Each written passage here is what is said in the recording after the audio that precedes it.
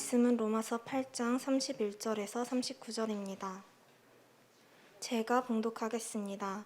그런즉 이 일에 대하여 우리가 무슨 말하리요? 만일 하나님이 우리를 위하시면 누가 우리를 대적하리요? 자기 아들을 아끼지 아니하시고 우리 모든 사람을 위하여 내주신 이가 어찌 그 아들과 함께 모든 것을 우리에게 주시지 아니하겠느냐? 누가 능히 하나님께서 택하신 자들을 고발하리요? 의롭다 하신 이는 하느님이시니 누가 정죄하리요? 죽으실 뿐 아니라 다시 살아나신 이는 그리스도 예수시니 그는 하나님 우편에 계신 자요 우리를 위하여 간구하시는 자시니라. 누가 우리를 그리스도의 사랑에서 끊으리요? 환난이나 공고나 박해나 기근이나 적신이나 위험이나 칼이라. 기록된 바 우리가 종일 주를 위하여 죽임을 당하게 되며 도살당할 양같이 여김을 받았나이다 한과 같으니라. 그러나 이 모든 일에 우리를 사랑하시는 이로 말미암아 우리가 넉넉히 이기느니라. 내가 확신하노니 사망이나 생명이나 천사들이나 권세자들이나 현재일이나 장래일이나 능력이나 높음이나 깊음이나 다른 어떤 피조물이라도 우리를 우리 주 그리스도 예수 안에 있는 하나님의 사랑에서 끊을 수 없으리라. 설라영 전도사님께서 누구도 끊을 수 없어요 라는 제목으로 말씀 선포해 주시겠습니다.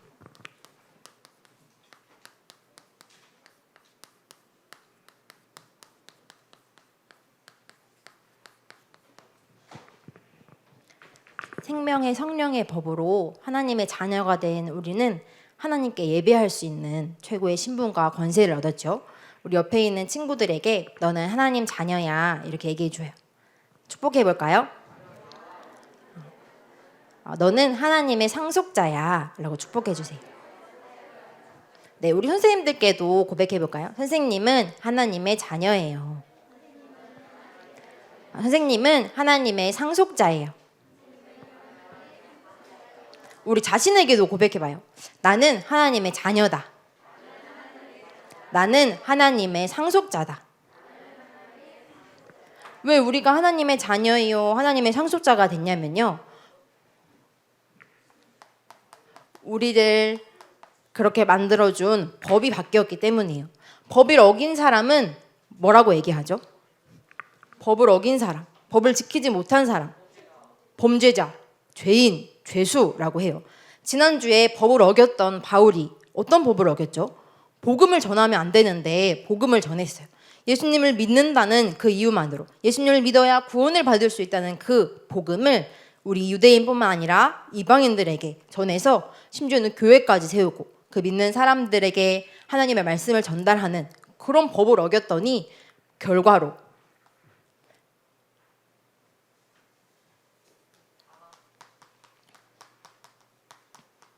심판을 받게 된 거예요. 바울이 어떤 심판을 받았냐면요, 가이사 황제 앞에 가서 법을 어겼던 이유로 2년 동안 집 밖을 나가지 못해 집에서 갇혀있는 벌을 받게 됐어요. 이걸 조금 어려운 말로 가택연금이라고 하는데 2년 동안 집에서 격리돼 있는 거예요. 밖에 나갈 수 없어요. 복음을 전했다는 이유만으로 2년 동안 그런 심판을 당했어요. 대신 특징은 바울의 집으로는 다른 사람들이 찾아올 수 있었어요. 그래서 바울은 2년 동안 자기 집에서 복음을 전하고 많은 사람들이 올 수 있도록 그러한 결과를 얻게 됐는데요. 그 바울이 로마서 사람들에게, 로마의 교회에 있는 성도님들에게 나는 이렇게 죄인으로 있지만 너희들이 모두 다 범죄자다 이렇게 얘기했어요. 아니, 우리는 죄도 짓지 않았는데요. 어떤 죄를 지었냐면요, 죄와 사망의 법에 묶여있는 죄인이다, 범죄자다 이렇게 얘기했어요. 원래 우리의 법은 생명과 성령의 법 안에 있었어요. 그런데 어떤 죄를 지었냐면 하나님의 말씀을 어기고 하나님의 말씀을 불순종해서 하나님과의 약속을 어겨버렸어요. 그래서 모든 사람이 죄를 범하였으니 하나님의 영광에 이르지 못했어요. 하나님을 만날 수 없는 거예요. 원래 하나님과 함께 하도록 하나님의 법 안에서 살아가도록 창조되었는데 인간이 누구의 말을 듣고요? 거짓말쟁이의 말을 듣고 사단의 말을 듣고, 이 거짓말쟁이의 특징은요, 고자질쟁이에요. 하나님께 가서 고자질해요. 어떤 죄를 지었냐면 이들이 하나님과 약속을 어겼습니다. 제가 너희들을 하나님과 같이 될 수 있게 내가 해줄게 라고 거짓말하고요, 고자질쟁이, 고자질해서 하나님과의 모든 만남과 하나님과의 모든 관계를 완전히 끊어버렸어요. 그래서 어떻게 살다가 가야 되냐면 죄의 종으로, 사망의 종으로 묶여있다. 이 법에서는 전혀 빠져나오지 못하고 평생을 그렇게 살아야 돼요. 그래서 인간이 하나님을 만나보려고 노력하지만 우상도 숭배하고 제사도 드리고 하나님을 만나보려고 하지만 절대로 만날 수가 없어요. 그 법에서 빠져나올 수 없게 거짓말쟁이가 꽉 붙잡고 있기 때문에요. 이 땅에 평생 붙잡고 살아가다가 결국 죄의 삭슨 사망으로 어디 가냐면요, 끝나는 게 아니라 죽으면 지옥 가요. 그리고 나로 인해 끝나는 게 아니라 3, 4대까지. 이 법은요, 빼앗아갈 수 없어요. 법에 한번 죄인이다 라고 심판받으면요, 이러한 결과들을 헤아릴 수가 없어요. 여기서 절대로 빠져나올 수가 없어요. 그런데 우리에게는 생명의 성령의 법이,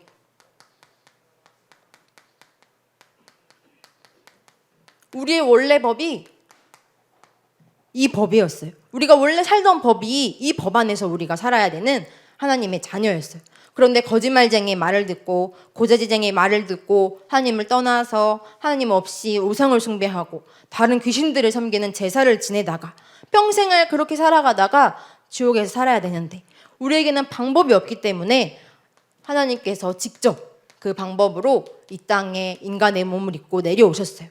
왜냐하면 이 법에 빠져있는 이 죄인들을 구원하시기 위해서요. 이 법에서 아무리 노력해봤자 사람들은 빠져나올 수가 없어요.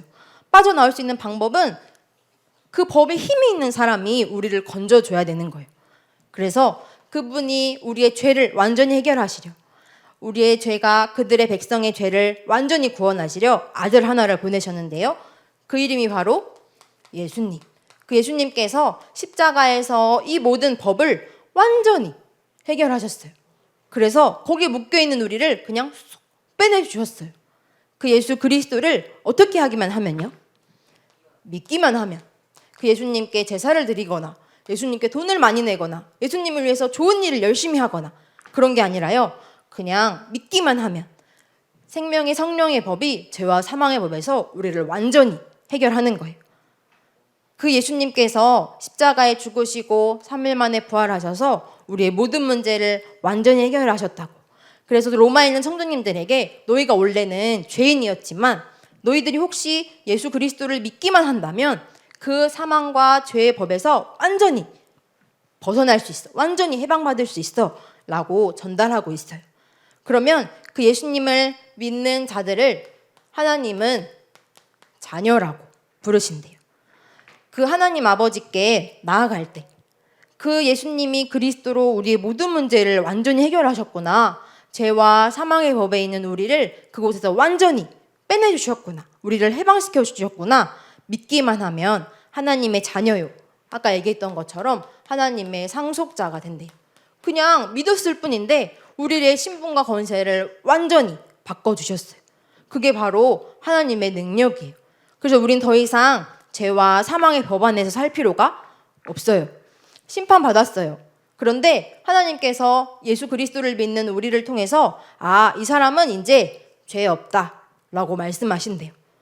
이 사람 죄가 엄청 많은데 하나님 만날 수도 없고요, 평생 거짓말쟁이, 고자질쟁이의 종으로 살아가야 하는데 그것뿐만 아니라 죽어서 지옥 가고요, 그뿐만 아니라 후대까지 이 고통 속에서 이 법 안에서 살아가야 하는데 그 법에서 완전히 해결하신 예수 그리스도를 믿기만 하면 하나님의 자녀요, 하나님의 상속자로 완전히 바꿔주신다고 약속하셨어요.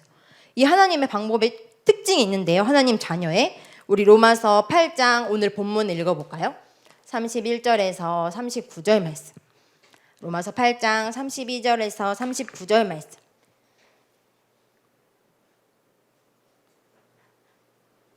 존사임 성경에는 신약성경 250페이지, 251페이지 기록돼 있어요.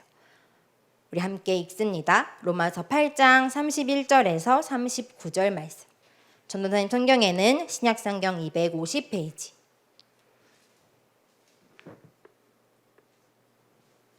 우리 찾았으면 다 같이 읽겠습니다. 시작. 그런즉 이 일에 대하여 우리가 무슨 말하리요? 만일 하나님이 우리를 위하시면 누가 우리를 대적하리요?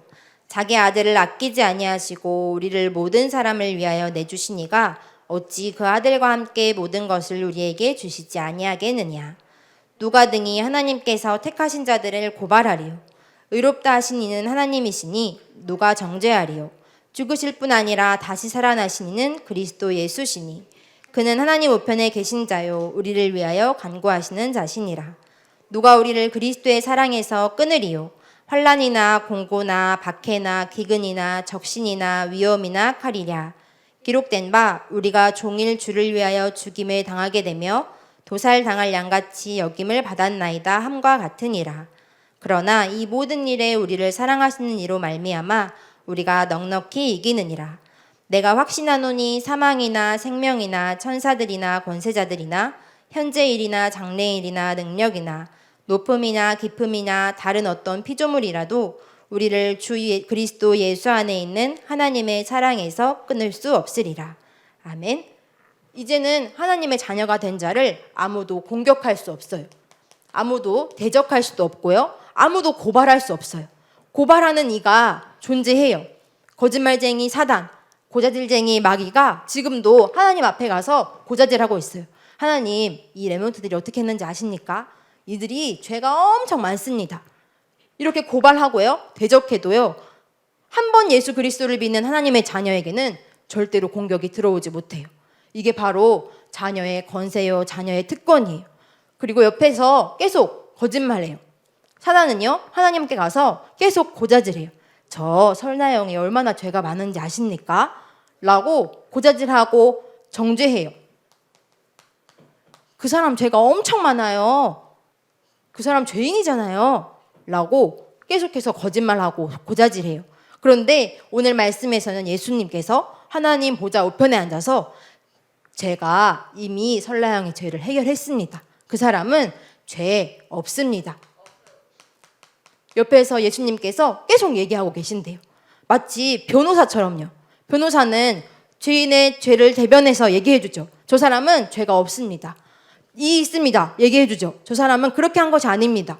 죄 없습니다. 왜냐하면 예수 그리스도께서 저 사람을 위해서 대신 죽으셨기 때문입니다. 그런데 그 사실을 알고만 있는 게 아니라 그자는 정말 믿고 있습니다. 지금 내가 그 사람의 주인입니다. 내가 이미 그 죄를 다 해결했습니다. 옆에서 얘기하고 있어요. 절대로 누가 어떤 것도 우리를 공격할 수 없고요. 우리를 고발할 수 없고요. 우리를 대적할 수 없어요. 하나님의 자녀는요. 그 누구도 공격할 수 없고요. 죄 있다고 정죄할 수 없어요. 왜냐하면 예수 그리스도께서 우리의 모든 문제를 완전히 해결하셨기 때문이에요. 그 믿음 가진 하나님의 자녀는 한 번 하나님의 자녀는 영원해요. 하나님의 자녀라는 것은요. 영원해 바뀌지 않아요. 조은사님의 부모님의 자녀라는 것은 조은사님이 어떤 죄를 지었든지 절대로 변하지 않아요. 신분과 권세는 영원히 변하지 않죠. 여러분이 자녀라는 사실은 절대로 변하지 않아요.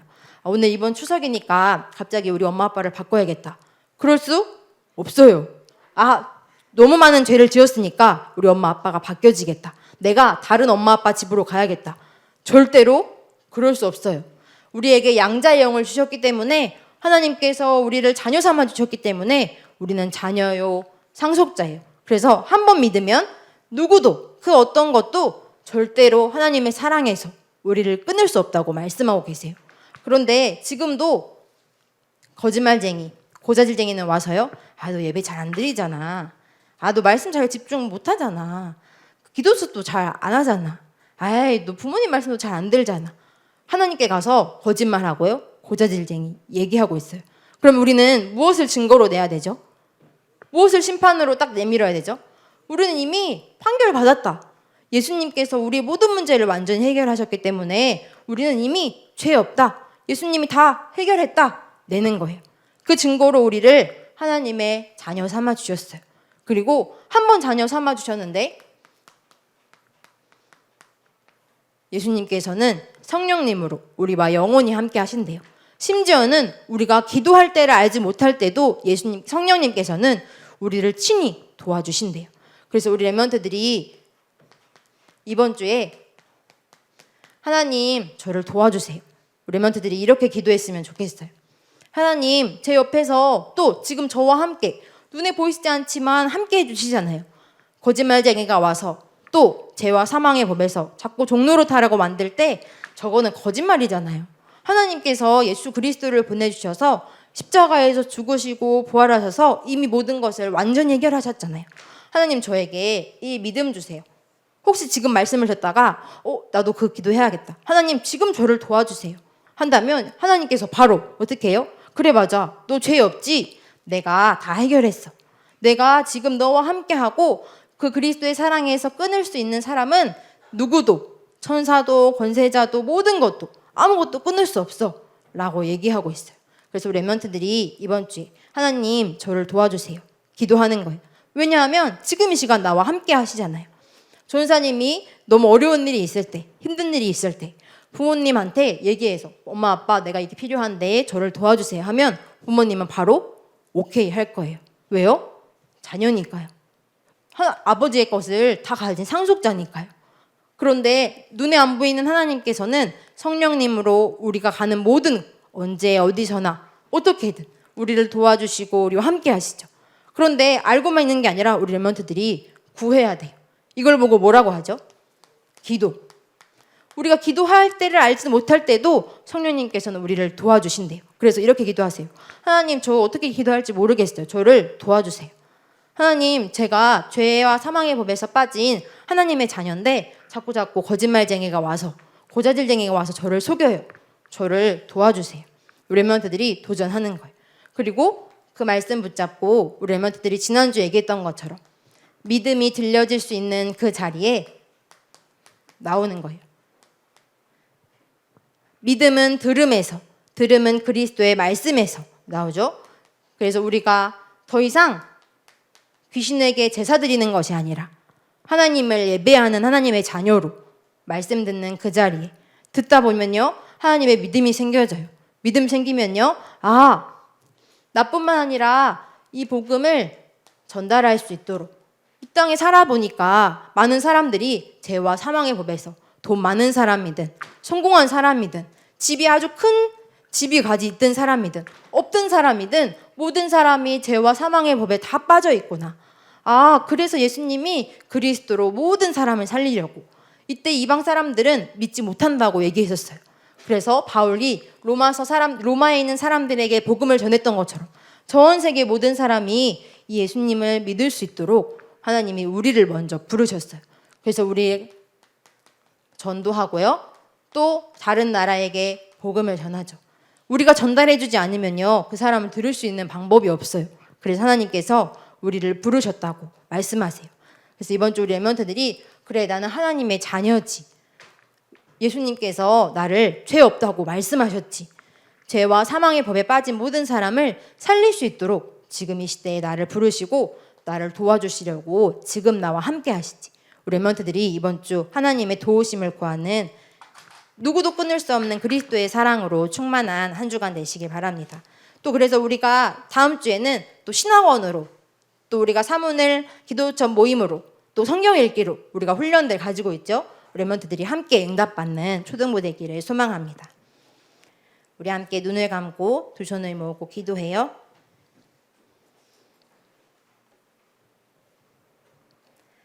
하나님 아버지, 우리가 하나님을 떠난 죄인이었습니다.